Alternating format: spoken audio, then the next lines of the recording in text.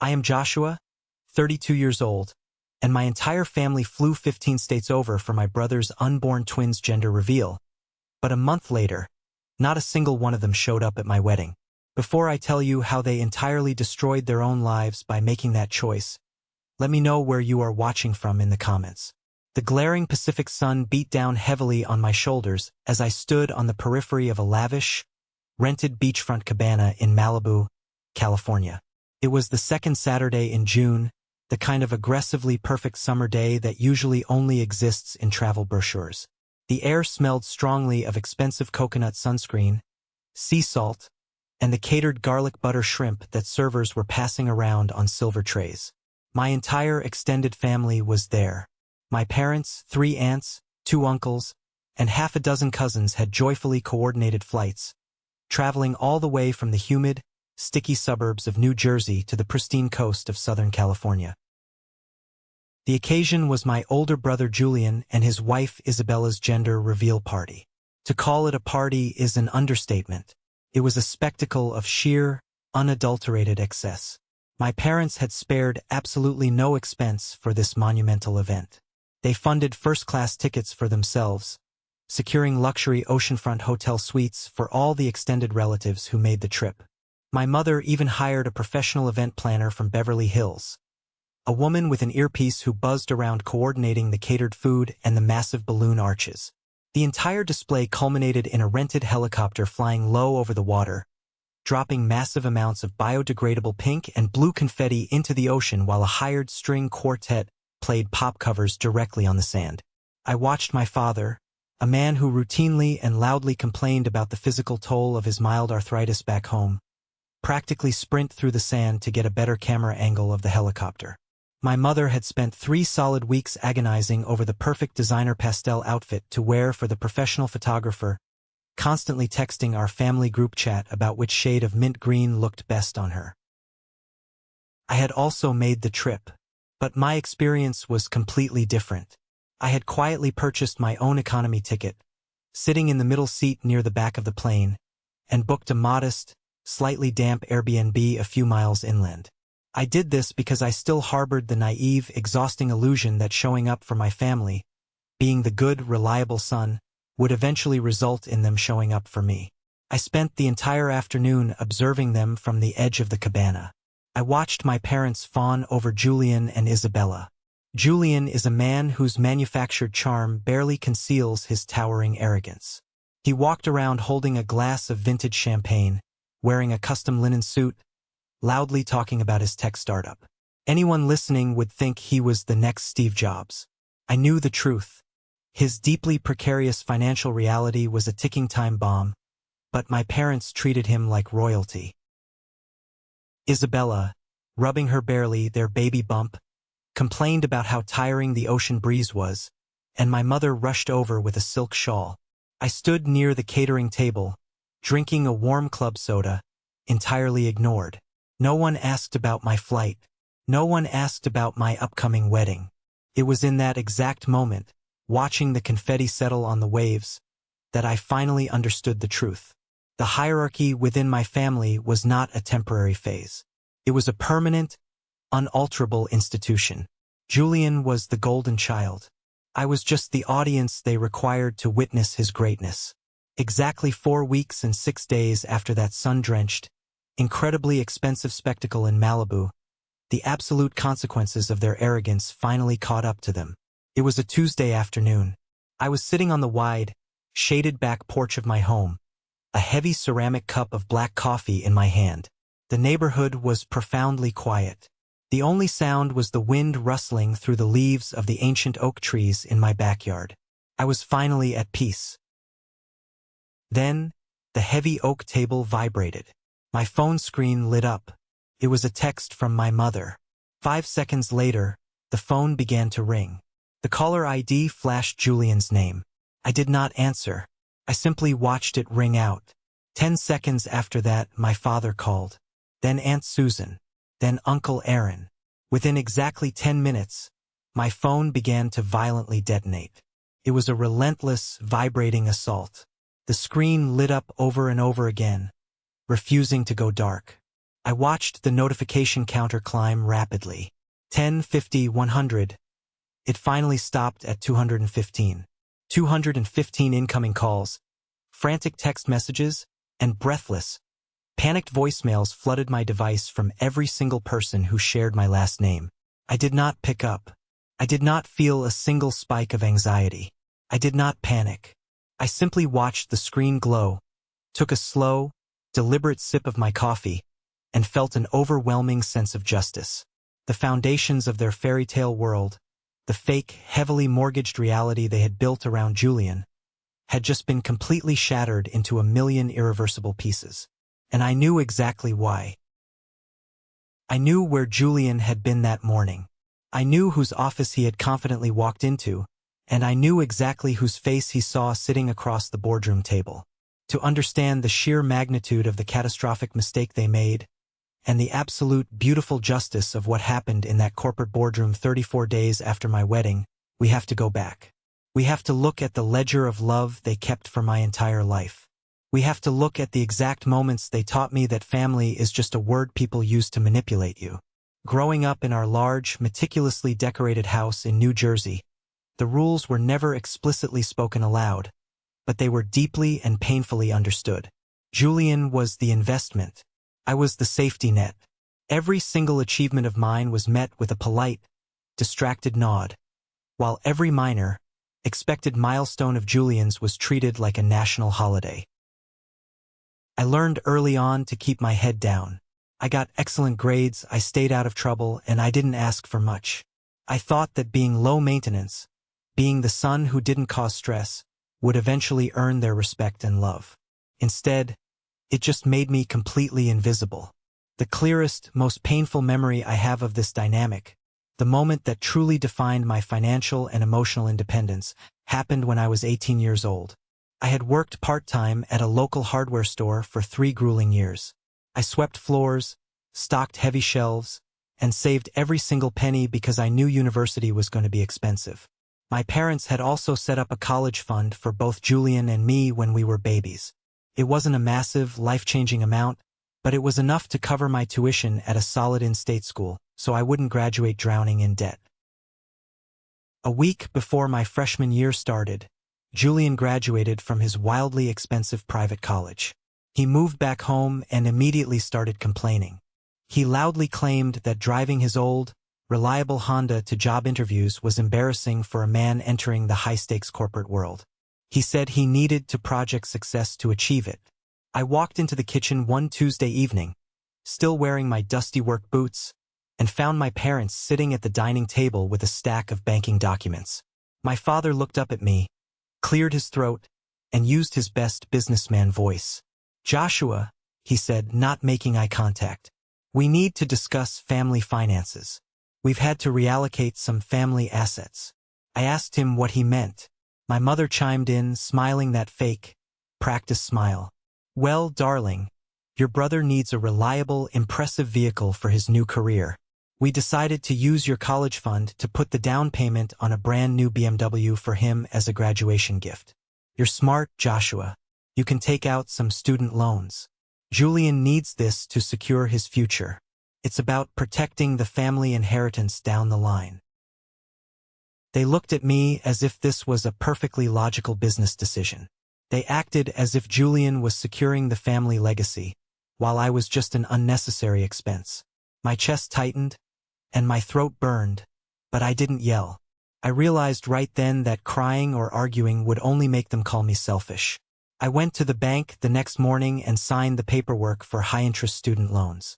I picked up night shifts at a 24-hour diner to pay for my textbooks, smelling like old grease during my morning lectures. I never complained to them again. I just swallowed the bitter pill, locked away my expectations, and kept moving forward in the dark. Years later, after building a quiet but incredibly stable life for myself, I met Harper. Harper was different from anyone in my family, and vastly different from the flashy, loud women Julian usually dated. She was quiet, meticulously observant, and deeply grounded. She didn't need to be the loudest voice in the room. She dressed entirely in unbranded, high-quality earth tones, simple linen shirts, tailored trousers, no massive designer logos. She drove a 5-year-old, incredibly reliable sedan that she kept perfectly clean. When things got serious, I brought her home to introduce her to my parents and Julian at our annual Thanksgiving dinner. The judgment in the room the moment we walked through the door was thick enough to cut with a carving knife. My family took one look at her simple, understated clothes, glanced out the window at her older car parked next to Julian's leased Mercedes, and immediately dismissed her. They collectively assumed she was a mundane administrative worker who perfectly matched my supposedly mundane life. During dinner, they asked her almost no questions. When my father finally addressed her, he spoke slowly, as if she couldn't understand complex concepts. "So, Harper," he said, carving the turkey, "Joshua tells us you work in an office in the city. Must be nice to have a stable 9-to-5 desk job with a predictable salary. Not like Julian here, who is building an empire." Harper didn't flinch. She just smiled politely, her eyes sparkling with a secret amusement I would later come to understand. "It keeps me busy," she replied smoothly. They showed zero interest in her background. They patronized her with the exact same condescending politeness they reserved for waiters and valet drivers. After dinner, Aunt Susan, wearing a heavy, gaudy diamond necklace, pulled me aside into the hallway near the coats. She looked at me with a face full of fake pity, lowered her voice, and whispered, "Joshua, sweetheart, she seems nice, but aren't you settling? With your modest salary, I suppose you can't afford a high-maintenance woman like Isabella, but you really shouldn't bring down the family standard. Julian is doing so well. You should try to be more ambitious." I felt my jaw clench. A vein throbbed in my temple. I looked past Aunt Susan's heavily powdered face, toward the living room. Harper was standing near the fireplace, admiring a painting. She caught my eye in the hallway mirror. I knew, without a doubt, that she had heard every single word Aunt Susan said. But Harper didn't look angry. She didn't storm out or demand an apology. She just offered me a small, incredibly mysterious smile, raised her water glass slightly in my direction, and took a sip. I never corrected my family's assumptions about her that night. Harper never defended herself either. We both understood in that moment that their total lack of curiosity was a symptom of their own massive self-absorption. They only saw what they wanted to see, and what they desperately wanted to see was a version of me that was infinitely inferior to Julian. Letting them believe their own delusions was the best armor we had. The true, absolute test of their loyalty came when Harper and I decided to get married. We didn't want a massive, flashy circus. We planned a beautiful, intimate ceremony at a private estate in the Pocono Mountains of Pennsylvania. It was exactly a 2-hour and 15-minute drive from my parents' house in New Jersey. It was a straight shot down the interstate through familiar, easy terrain. No flights required. No hotels needed unless they wanted to stay. We sent out the elegant, understated invitations 6 months in advance.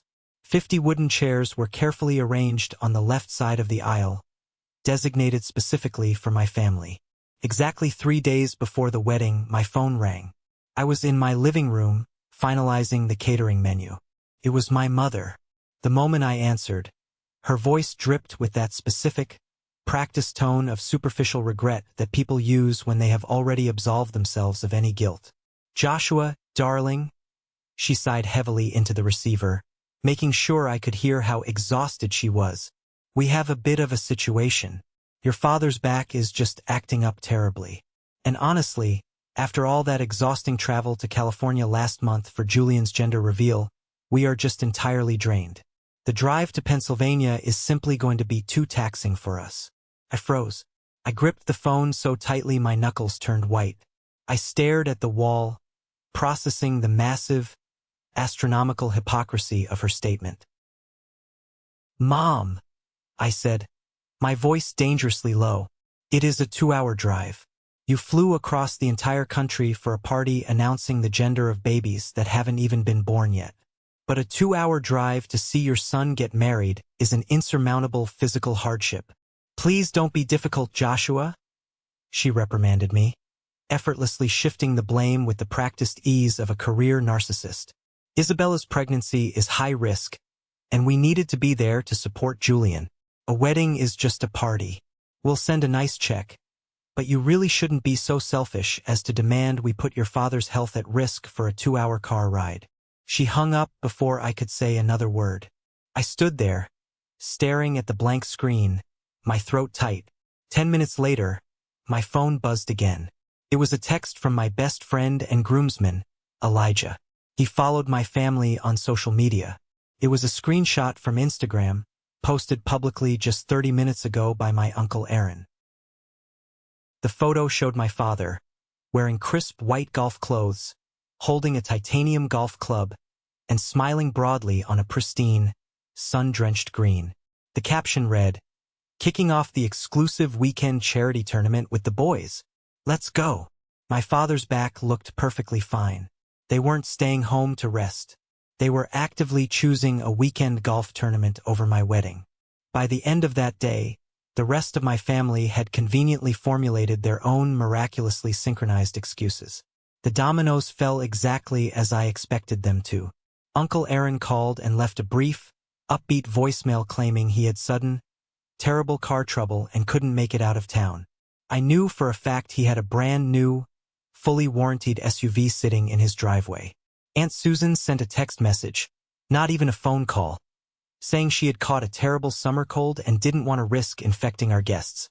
Cousin after cousin suddenly had scheduling conflicts. It became glaringly, painfully obvious that a collective decision had been made in their group chats. My wedding simply did not warrant their effort. I didn't have the status, the wealth, or the manufactured drama of Julian, so I wasn't worth the gas money. When the morning of the wedding finally arrived, I stood in the groom's suite, looking at my reflection in the tall vanity mirror. Outside, the venue staff was setting up the 50 chairs on the left side of the aisle. I knew every single one of those chairs would remain completely and utterly empty. But as I looked at myself, adjusting my tie, a strange thing happened. I did not cry. I didn't throw my phone across the room, and I didn't succumb to the crushing weight of their rejection. I realized that the grief of losing my family had already been processed 1,000 times over during my childhood. When they drained my college fund, when they ignored me at dinners, when they mocked the woman I loved. What was left in the wake of that grief was a profound, crystalline clarity. Attempting to extract unconditional love from people who view affection as a currency to be spent exclusively on those who enhance their social standing is a fool's errand. They thought my modest salary and quiet life were beneath them. They thought they were punishing me. I smoothed the lapels of my suit. I took a deep breath, walked out of that room, and accepted the absolute fact that the family I was born into had just voluntarily, permanently severed the cord. And they were completely unaware of the monumental miscalculation they had just made regarding the quiet woman I was about to marry. The ceremony took place in the spectacular terrace gardens of the estate, under a massive canopy of ancient willow trees. When I had originally sent my mother the address months ago, she did a quick internet search, saw no commercial hotel listings or country club memberships attached to the name, and dismissively assumed it was some budget-friendly public park. She had even made a snide comment about hoping it wouldn't rain on our little picnic. She was entirely, catastrophically wrong. The magnificent private estate where we were currently getting married, the place she deemed not worth a 2-hour drive, was actually Harper's own property. It was a sweeping, pristine 70-acre sanctuary that she maintained with quiet, understated pride. We had intentionally kept the details of our financial and professional realities entirely concealed from my family. It wasn't out of malice, but out of a shared, absolute boundary of self-preservation. I knew exactly how my parents operated. If they had known the true extent of Harper's wealth, their entirely absent interest in me would have violently transformed. They would have launched an obsessive, suffocating campaign to leverage her money for their own social elevation, and more importantly, to fund Julian's endless financial demands. They would have paraded her at country club dinners and harassed us for loans. As I walked out onto the terrace and stood at the altar, I consciously refused to let my gaze drift toward the 50 empty wooden chairs on the left side of the lawn. I focused entirely on Harper as she walked down the aisle. She looked breathtaking, radiating a calm, commanding grace. As she reached me and we joined hands, the soft summer breeze blew across the lawn. In the distance, at the edge of the manicured property, the doors to the main garage had been left slightly ajar by the catering staff bringing in supplies. Inside, out of the direct glare of the sun, sat Harper's daily driver. It wasn't the 5-year-old sedan she drove when visiting my parents. That old car was just a shield. Sitting in the garage was a sleek, jet-black Porsche 911, polished to a mirror finish, a silent testament to the empire she had built. The reception that followed was a masterpiece of culinary excellence and genuine, unforced joy. Before the dinner service began, the event staff quietly removed the 50 empty chairs, erasing the physical reminder of my family's absence. The space was instead filled with brilliant, kind people who knew us deeply. There were industry mentors, loyal friends, and colleagues who valued our characters over our utility. My best friend Elijah gave a toast that made the entire room laugh and cry. Our officiant, Sarah, offered words of immense warmth. We drank vintage champagne, ate incredible food, and danced to a live jazz band. There was no manufactured drama. There were no arrogant, boastful speeches from Julian trying to steal the spotlight. It was entirely peaceful. Late in the evening, as the last of the guests were departing and the catering staff was quietly packing away the silver, Harper and I stood on the wide stone terrace. We looked out over the dark, tranquil expanse of her private lake, completely enveloped in the quiet perfection of our new reality. Harper wrapped her arms around my waist, rested her chin on my chest, and looked up at me. "Are you okay?" she asked softly, her eyes searching mine. She was asking about the glaring physical absence of the people who were supposed to love me the most. I wrapped my arms around her shoulders, holding her close, and told her the absolute truth. Their absence is the greatest wedding gift they could have possibly given me, I whispered into the cool night air, because it permanently eradicated any lingering guilt I might have felt for what is inevitably going to happen next. By refusing to drive 2 hours to watch me marry the love of my life simply because they couldn't be bothered, they had finally explicitly shown me exactly where I stood. They had drawn a permanent, uncrossable line in the sand. Harper looked deep into my eyes. Her expression shifted from warm and gentle to fiercely protective and razor-sharp. The corporate titan beneath the bride emerged. "Are you ready for the storm, Joshua?" she asked quietly. I looked at the meticulously manicured grounds of our home, thought about my father on the golf course, and nodded. Let it rain. Exactly 34 days after our wedding, the carefully constructed facade of my brother's perfect life violently collided with the concrete reality of the business world. Julian's tech startup, the company my parents had sacrificed my college fund to supposedly nurture, was failing. It was bleeding capital at an unsustainable rate. He was desperately seeking a Series B funding injection to avoid total bankruptcy. More terrifying for him, Isabella was threatening a brutal divorce and a nasty custody battle over the unborn twins if his financial house of cards collapsed. For the past 18 months, Julian had been obsessively trying to secure a pitch meeting with Horizon Ventures. Horizon was one of the most aggressive, highly capitalized technology investment firms on the East Coast. Getting Horizon's backing was the holy grail in his industry. By some miracle of persistent networking by his lower staff, Julian finally secured a pitch meeting. According to the completely detached, clinical account Carter, a senior partner at the firm, gave me later that evening, Julian swaggered into the spectacular glass-walled boardroom on the 40th floor of the firm's Manhattan headquarters. Julian wore an aggressive, incredibly expensive bespoke suit. He was flanked by his 2 nervous junior assistants, Matthew and Luke. He walked in completely prepared to deliver the presentation that would supposedly save his sinking company. He acted like he already owned the building, smiling his arrogant, manufactured smile, completely oblivious to the trap he was walking into. He spent the first 10 minutes confidently setting up his slides and attempting to charm Carter. "Carter, great to finally meet you in person," Julian boasted, leaning on the mahogany table. I look forward to showing you how we can make Horizon a lot of money today. Carter sat quietly, hands folded, nodding along politely. Finally, Carter raised a hand to stop him. Julian, the numbers you provided in your preliminary packet are ambitious, Carter said smoothly. But as you know, the final decision for an investment of this magnitude rests solely with our founder and principal managing partner. She has been reviewing your file thoroughly. At the absolute head of the massive boardroom table, a high-backed leather chair was turned away from them, facing the floor-to-ceiling windows overlooking the sprawling New York skyline. She is ready for you now, Carter said, gesturing to the chair. The heavy leather chair slowly, deliberately swiveled around. The quiet woman sitting in it was wearing a sharp, impeccably tailored navy suit.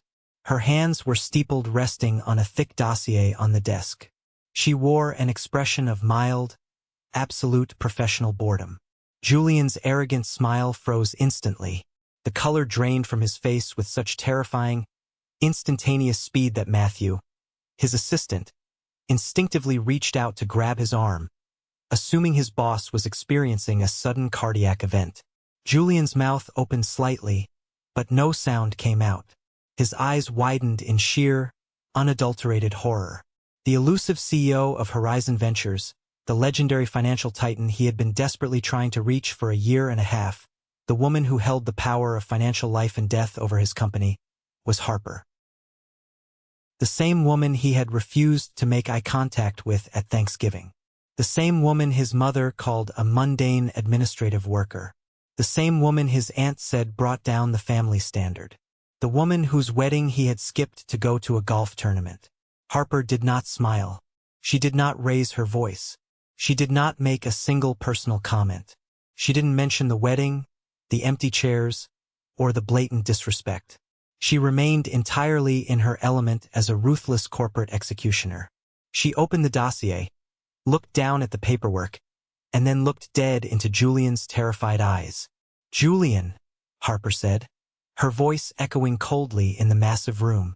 "I have reviewed your proposal.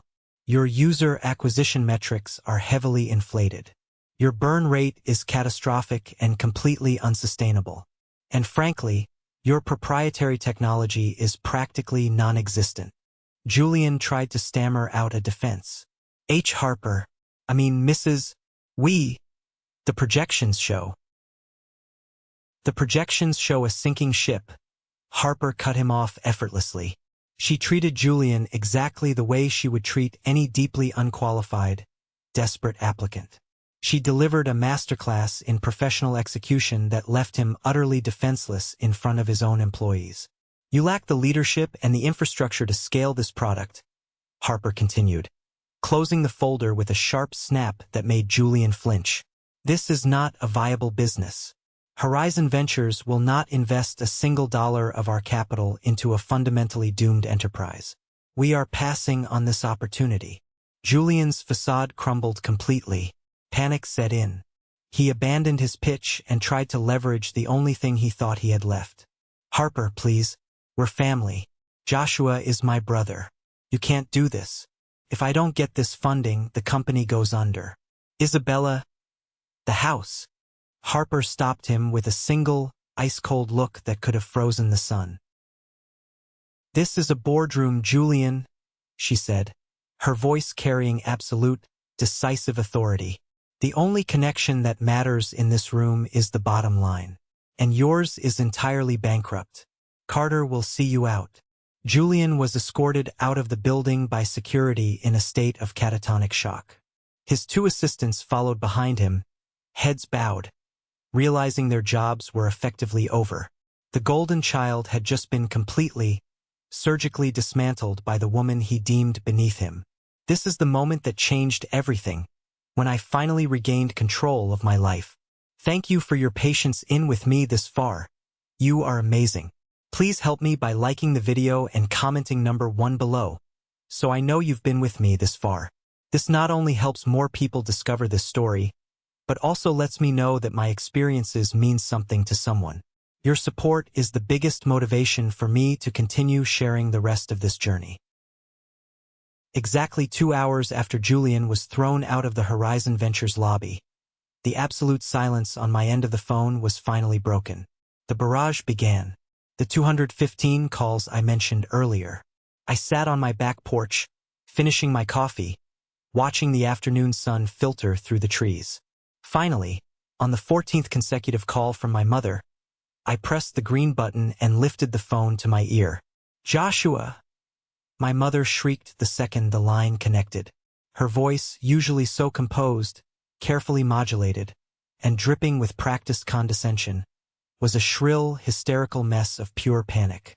She sounded entirely unhinged. "Mom," I said calmly, taking another sip of my coffee. "Joshua, you have to fix this right now," she cried, completely abandoning any pretense of a polite greeting. "Julian just called us from the city. He is having a full-blown panic attack on the sidewalk outside a building in Manhattan. You have to talk to Harper. You have to make her give him the funding, the promotion, whatever it is he needs. She just destroyed his entire pitch." She was hyperventilating, desperately trying to weave a frantic narrative to save her golden boy. If he loses this company, Isabella will leave him. She will file for divorce. She will demand full custody of the twins. They will lose the house, Joshua. You cannot let your wife do this to your own brother. You have to intervene. She tried to rewrite history in real time. "We love Harper, you know we do. She is family. There was just a terrible misunderstanding about the wedding. We were just so tired. You are a loyal son, Joshua. Talk to her.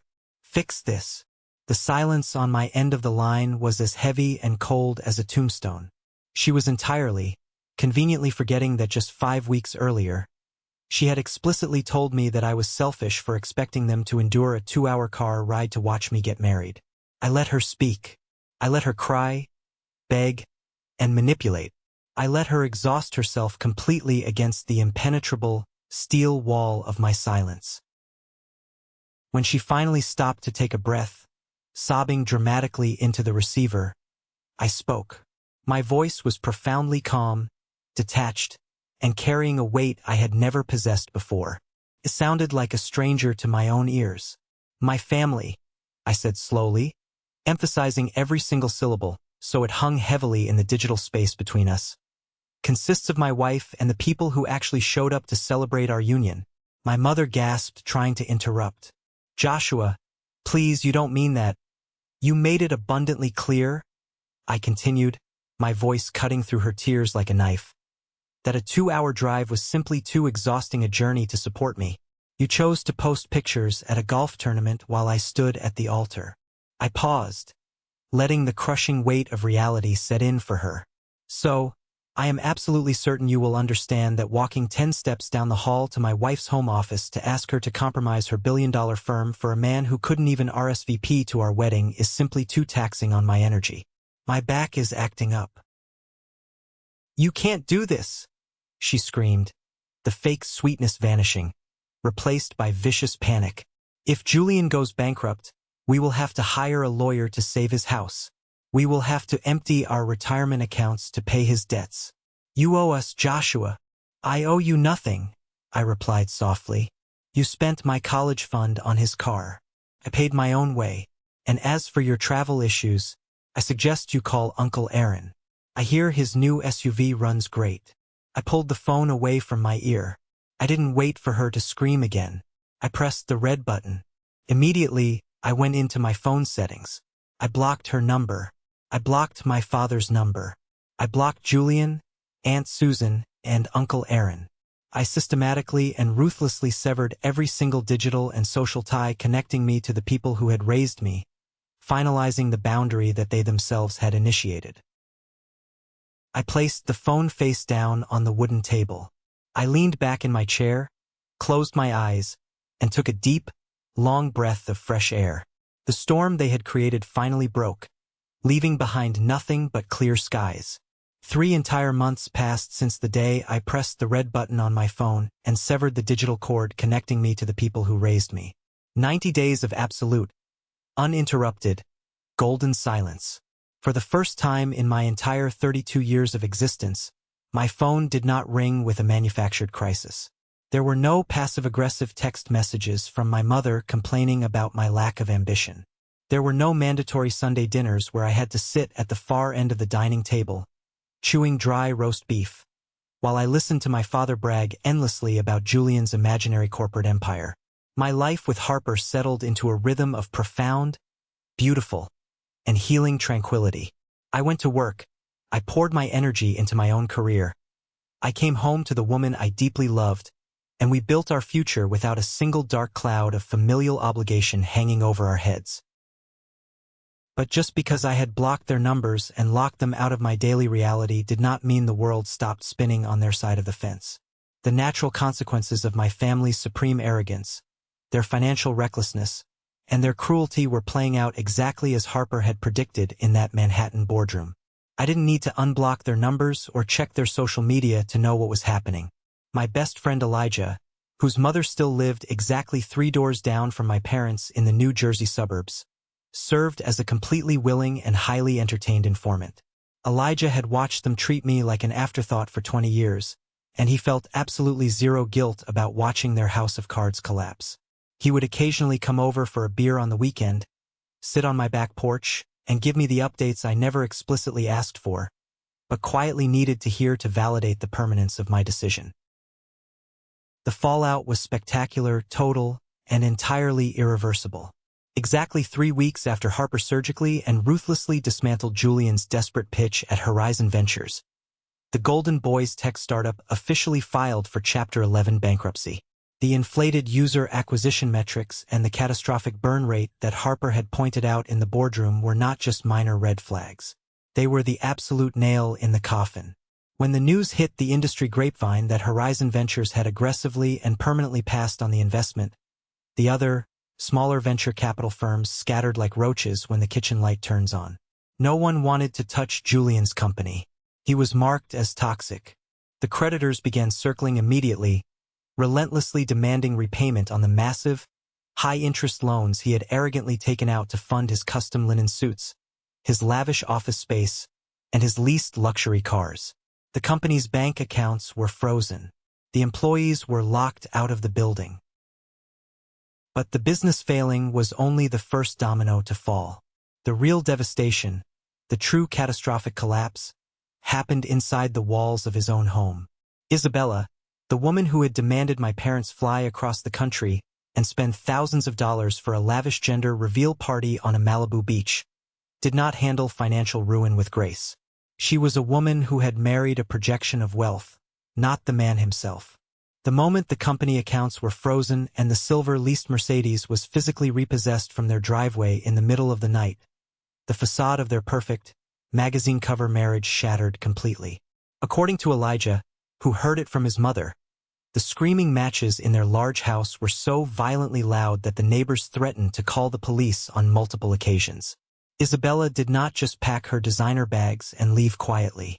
She filed for a brutal, highly publicized, and incredibly vicious divorce. She immediately hired the most ruthless, expensive divorce lawyer in the entire county, a man known for leaving opposing spouses with absolutely nothing. She demanded full physical and legal custody of the unborn twins, claiming Julian was financially unstable, emotionally erratic, and a complete fraud. She wanted massive child support, she wanted permanent alimony, and she wanted the house even though the mortgage was severely underwater. The fairy tale was dead, replaced by a vicious legal bloodbath that consumed Julian's every waking hour. This is exactly where my parents made their final, fatal miscalculation. Instead of letting Julian face the consequences of his own disastrous business decisions, instead of letting him learn how to stand on his own 2 feet for the first time in his 34 years of life, my mother and father swooped in to save the golden child. They simply could not tolerate the public humiliation of their favorite son, their ultimate trophy, losing everything.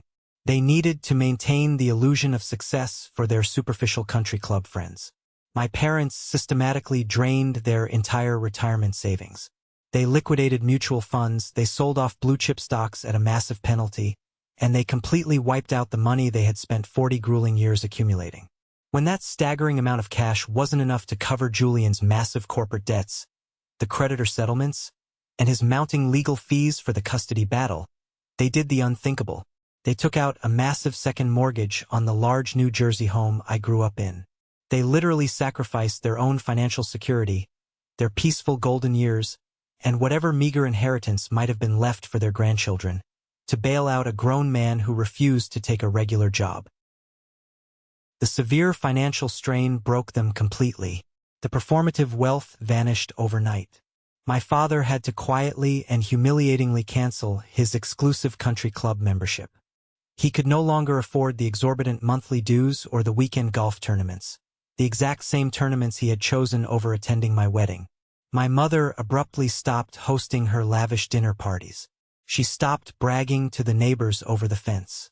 The designer pastel outfits she loved to wear were replaced by a deep, suffocating, and constant anxiety. The extended family, the aunts and uncles who had so quickly and easily abandoned me to follow the money and the status, suddenly found themselves backing a completely losing horse. Uncle Aaron, the man with the brand new SUV who claimed vague car trouble to avoid my wedding, actually had the sheer audacity to ask my father for a short-term loan to put a down payment on a vacation home. When my father tearfully admitted they were completely broke, living paycheck to paycheck because of Julian's legal fees, the family turned on each other like starving wolves. Aunt Susan stopped calling my mother. The active family group chats went completely dead. The entire family structure, which was built purely on the fragile illusion of wealth and conditional status, collapsed under the crushing weight of reality. They had traded their loyal, quiet son for a golden goose that turned out to be made of heavy, worthless lead. And now, they were drowning in the dark ocean of their own making. The absolute climax of their desperation, the moment the universe delivered the final, undeniable verdict on their choices, happened exactly 4 months after the wedding. It was a bitterly cold, rainy Tuesday afternoon in late October. The vibrant green leaves on the ancient trees surrounding our 70-acre private estate had turned to deep, dying shades of orange and brown. The sky was a heavy, unbroken blanket of dark gray clouds, relentlessly pouring freezing rain onto the asphalt. Harper and I were driving back from the city. I had just received a massive promotion at my firm, stepping into a senior director role that came with a significant bump in my salary and immense creative control over my department. It was a career milestone I had achieved entirely on my own merit, through years of quiet, dedicated hard work. My mind was clear, my energy was laser-focused, and my professional life was absolutely thriving because I was no longer carrying the dead weight of my family's constant, suffocating disapproval. Harper had insisted we leave the office early to celebrate with a quiet, expensive dinner near our home. We were driving down the winding, heavily forested road that led to the private, secure entrance of our estate. Harper was behind the wheel of her jet-black Porsche 911, the wide tires gripping the wet, slick asphalt smoothly. The powerful heater was on, soft, rhythmic jazz was playing over the high-end speakers, and the world inside the leather-lined cabin of the sports car was warm, dry, and completely secure. As we approached the massive, 12-foot-high wrought iron security gates that guarded the entrance to our property, the Porsche naturally began to slow down. Normally, the advanced automated system would instantly read the secure digital tag on the windshield, and the heavy gates would swing open smoothly before we even had to touch the brakes. But today they remained firmly, stubbornly shut. Standing in the freezing, pouring rain, completely drenched from head to toe, violently banging his bare fists against the heavy, unyielding iron bars, was my older brother Julian. He was entirely unrecognizable from the arrogant, custom suit-wearing CEO who had swaggered into the Horizon Ventures boardroom just a few months prior. His expensive haircut was ruined, his hair plastered flat to his forehead by the rain. His clothes, a cheap, ill-fitting windbreaker and stained jeans, were wrinkled and soaked completely through to his skin. He looked frantic, manic, and totally desperate. His leased luxury Mercedes was long gone, replaced by a battered, economy rental sedan that was idling haphazardly on the muddy shoulder of the road, its headlights cutting weakly through the downpour. He had driven 2.5 agonizing hours through a torrential autumn storm to get here. The exact same drive, the exact same distance, that my parents had claimed was simply too physically taxing to make for my wedding day. But now that Julian was facing total bankruptcy, a nasty, humiliating divorce, and the imminent loss of his home, he had miraculously found the energy to make the trip.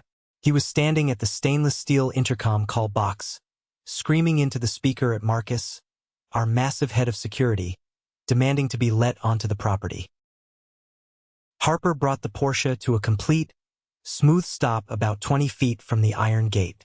The bright LED headlights of the car cut through the heavy sheet of rain, brightly illuminating Julian's desperate, shivering figure. Julian turned around, squinting aggressively against the blinding lights of the sports car. When he finally recognized the sleek, unmistakable profile of the Porsche, the exact same car he had undoubtedly heard whispers about from the venture capital circles after his humiliating defeat, he literally ran toward it. He didn't know I was sitting comfortably in the passenger seat. He only knew this car belonged to the ruthless CEO of Horizon Ventures. He only knew this was his absolute, final, desperate lifeline to avoid complete ruin. He slapped his wet, freezing hands against the passenger side window, right next to my face. The glass was heavily tinted and completely soundproofed, so he couldn't see me clearly, but I could see him with perfect, terrifying clarity. I could see the bloodshot veins in his eyes, the raw panic pulling at the corners of his mouth, the complete, utter destruction of his monumental ego. "Harper, please!" he screamed, his voice distorted and muffled by the thick, reinforced glass and the relentless pounding of the rain. "Please, you have to let me in. We need to talk. You have to help me. My parents are losing their house. Isabella took the kids. I have no money for the lawyer. Your family. Joshua is my brother. Please, just open the gate." He was begging. The golden child, the man who had treated me like absolute dirt on the bottom of his expensive Italian shoes for 3 full decades, the man who couldn't be bothered to check a box on an RSVP card to my wedding, was now begging on his hands and knees in the freezing mud outside my heavily fortified gates. I looked at him. I waited for a reaction within myself. I waited for the anger to rise. I waited for the guilt to twist in my stomach. But I felt absolutely nothing. I felt my heart beat steadily, calmly in my chest. There was no sudden spike of adrenaline. There was no overwhelming urge to roll down the window and scream at him. There was no petty desire to rub his massive failure in his face. I simply looked at him as if he were a complete stranger asking for complicated directions in a language I did not speak. I slowly turned my head and looked at Harper. She had both hands resting lightly on the leather steering wheel. Her posture was completely relaxed. She didn't look angry, she didn't look vindictive, and she certainly didn't look sympathetic. She just looked mildly inconvenienced, like a driver waiting for a stray animal to cross the road. She glanced over at me, her eyebrows raised in a silent, powerful question. She was giving me the ultimate choice. If I wanted to open the window, if I wanted to gloat, or if I wanted to miraculously let him in and save him, she would support me without hesitation. I shook my head slowly, deliberately. I reached out and gently placed my hand over hers on the center console. "Drive," I said quietly, my voice perfectly steady. Harper gave a small, firm nod. She reached up and pressed a button on the ceiling console. The massive iron gates slowly began to swing inward, the motors humming quietly over the sound of the storm. Julian stepped back, a look of wild, desperate hope flashing across his wet, pathetic face. He actually thought he had broken through. He thought the magic, manipulative word family had worked one last time to save his skin. Harper shifted the Porsche smoothly into gear. The powerful engine growled low and deep. She didn't roll down the window. She didn't even look at him. She simply accelerated, gliding the sleek black car smoothly and effortlessly through the open gates, passing mere inches from where he stood in the mud. Through the heated side mirror, I watched Julian turn around, his mouth hanging open in absolute shock. He took a stumbling step forward to follow us onto the property. But Marcus, the massive security guard, stepped out of the illuminated guardhouse and held up a firm, uncompromising, massive hand. The heavy iron gates instantly reversed direction, swinging shut with a loud, final, echoing metallic clang, locking Julian out in the cold, freezing rain forever. We drove up the winding, perfectly paved driveway toward the warm, glowing lights of our home. We didn't speak about him for the rest of the evening. The golden child was finally, permanently, just a ghost in the rearview mirror. Society relentlessly conditions us from a very young, vulnerable age to believe that blood is thicker than water. We are taught, through movies, books, and unsolicited advice from relatives, to forgive the absolutely unforgivable. We are pressured to endure the unbearable, and to constantly, repeatedly lower our personal boundaries simply because we share a last name with our abusers. We are forcefully told that family is a lifelong, unbreakable commitment, a sacred bond that must be preserved at all costs, even if the actual cost is our own mental health, our own financial stability, and our own fundamental self-worth. I spent the first 32 years of my life deeply, miserably trapped in that exact psychological prison. I constantly contorted my personality to fit their needs. I minimized my academic and professional achievements to avoid casting a shadow on Julian. I completely silenced my own needs and desires to avoid disrupting the manufactured, delicate hierarchy of my parents' home. I accepted the absolute bare minimum of affection and called it love. I allowed them to casually steal my college fund, money I had worked night shifts in a greasy diner to save, just to buy a luxury car for my brother so he could look impressive. I allowed them to openly insult the woman I loved, mocking her salary and her clothes. I allowed them to skip the most important day of my life, leaving 50 wooden chairs empty, for a casual game of golf. I did all of this, I endured all of this because I was terrified of being the bad guy. I was terrified of being the one to break the family apart. But what I didn't realize back then in the dark, and what I understand with brilliant crystal clarity now, is that the family was already broken. It was never whole. It was never a place of safety or unconditional support. It was a cold, calculated transaction. It was a long-running stage play where Julian was always the lead actor. My parents were the demanding directors, and I was just a convenient prop they used whenever they needed someone to stand quietly in the background and make them look good by comparison. Building your own beautiful castle in the light requires you to violently and permanently stop inviting people who only know how to operate in the dark. In the years following that rainy, pathetic afternoon at the security gate, my life expanded in ways I never thought possible. The major promotion I received was just the very beginning of my ascent. Without the constant, draining background noise of my mother's emotional manipulation, without the anxiety of my brother's manufactured financial crises weighing me down, my mind was finally free to innovate and dream. I started an independent consulting firm on the side, utilizing my years of quiet, unappreciated industry experience. Within 2 short years, it grew so wildly successful that I left my corporate job entirely. I became my own boss. I built my own wealth, completely independent of Harper's massive billion-dollar empire. We were true equals, partners in every sense of the word, operating on an unshakable foundation of mutual respect, transparency, and absolute loyalty. I never heard from my parents again. I had effectively attended the funeral of our family dynamic the day I blocked their numbers, and I had no desire to visit the grave. They never met the 2 beautiful children Harper and I eventually welcomed into the world.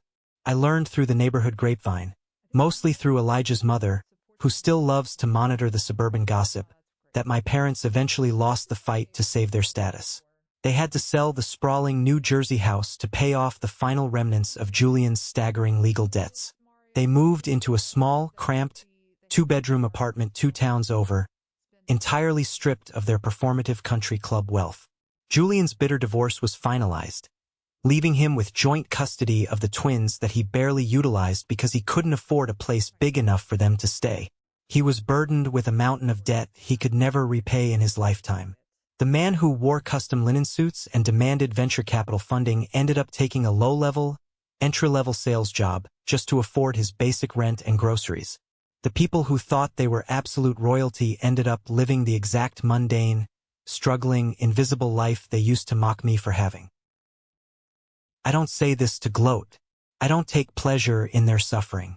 I say this because it is the undeniable, objective reality of karma. When people explicitly show you that their love is conditional, transactional, and entirely dependent on what you can do to elevate their public image, you must believe them the very first time.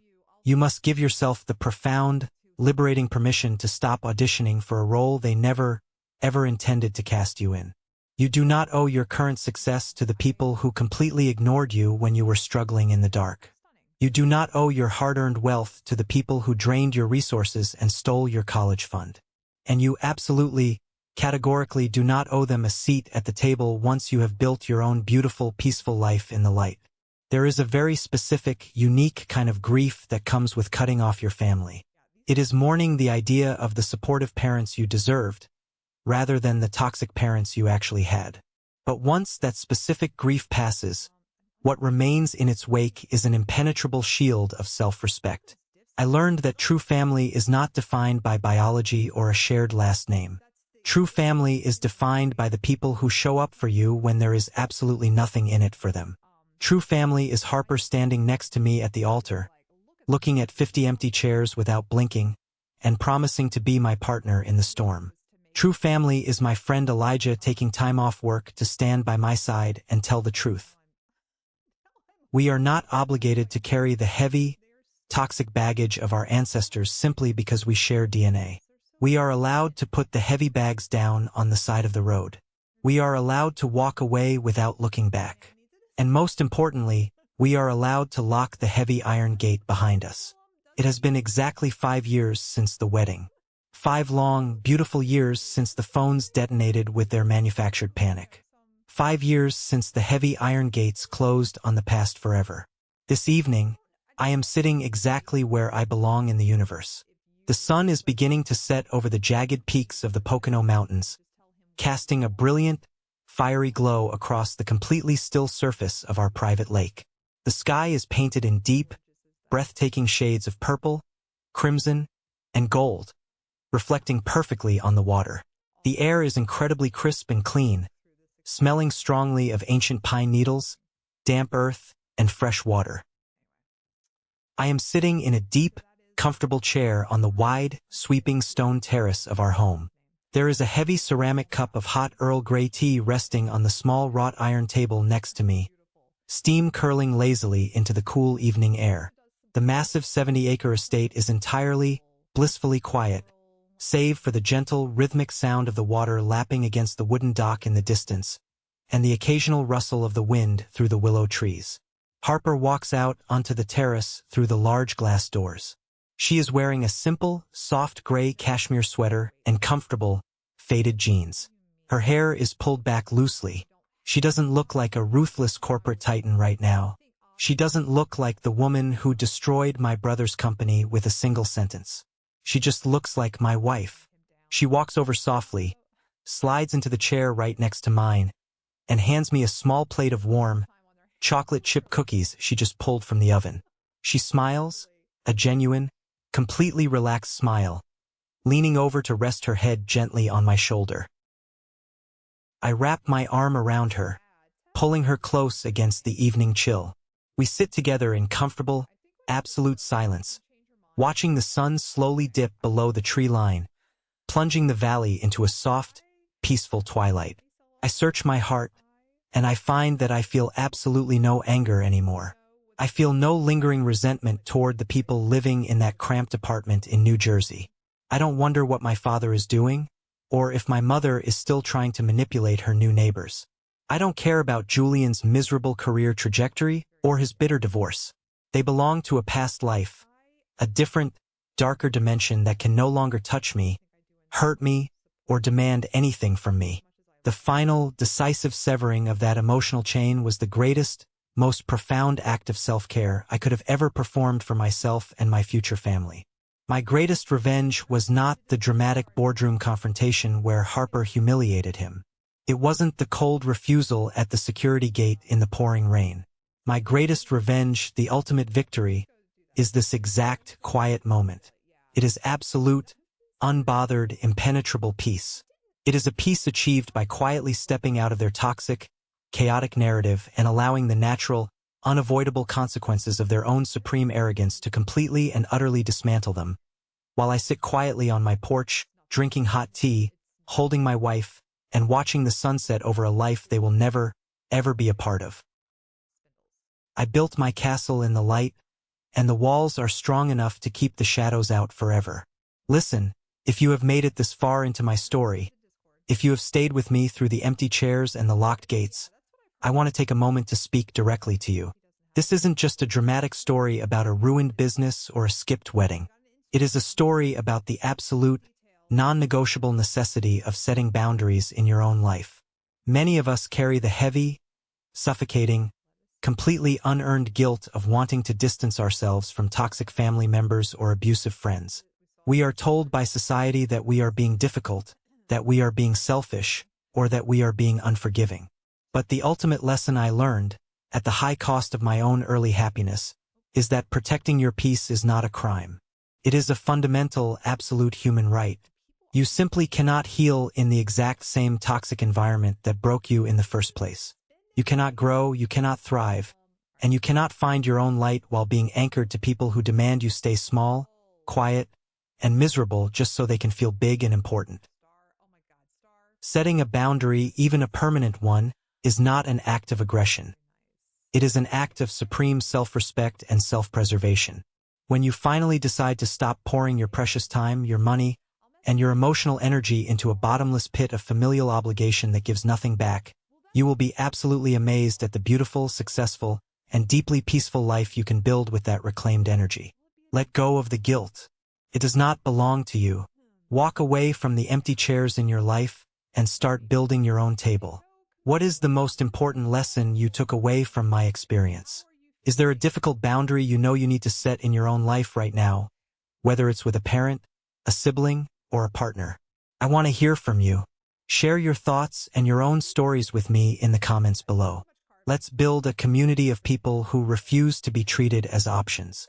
Or if my story simply resonated with you today, and you agree that protecting your peace comes before absolutely everything else, just drop the word "good" in the comments so I know you are standing with me in the light. Thank you for listening. Thank you for your time, and always remember, you hold the keys to your own gates.